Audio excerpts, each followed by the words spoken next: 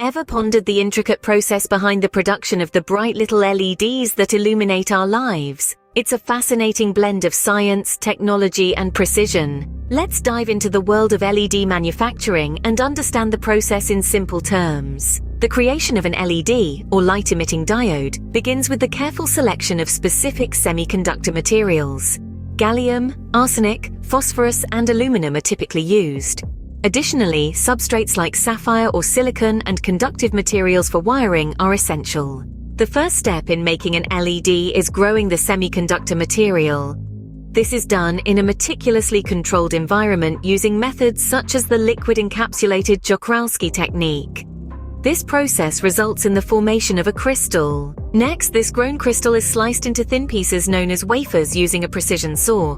This is the step where the wafer formation takes place. Following the formation of wafers, a process called epitaxy ensues. Here, a thin layer of semiconductor material with specific properties is deposited onto the wafer. This can be achieved using techniques like metal organic vapor phase epitaxy or molecular beam epitaxy. The subsequent step is patterning. Photolithography, a technique that uses light to transfer a geometric pattern onto a substrate, is used to define the specific pattern for the LED on the wafer. After patterning comes the doping process. This involves introducing impurities into the semiconductor material to alter its electrical properties, a crucial step in the manufacturing of LEDs. Following doping, etching is performed to remove unwanted material, leaving behind the desired pattern for the LED. Next, the LED chip is attached to a substrate using a conductive material in a process known as die attach. Then, wire bonding is done. Thin wires are used to connect the LED chip to the electrical circuit, ensuring the flow of electricity. Subsequently, the LED is encapsulated in a protective material. This enhances the durability of the LED and also improves light emission. Finally, the completed LED is tested for performance, brightness, and other parameters, ensuring it meets the required standards.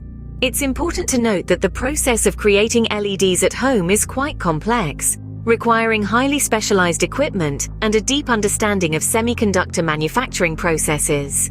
Therefore, it's recommended to start with commercially available LED components and explore electronics projects using those. In summary, the making of an LED involves a series of intricate steps, from the growth of the semiconductor material and wafer formation, to epitaxy, patterning, doping, etching, die attach, wire bonding, encapsulation, and finally testing. Each step is vital in ensuring the LED functions as expected, lighting up our world, one diode at a time.